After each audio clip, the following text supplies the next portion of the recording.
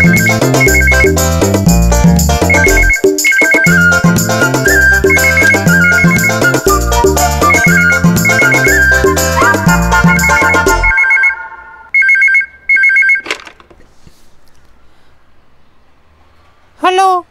Hello, Seema வீடு தானே?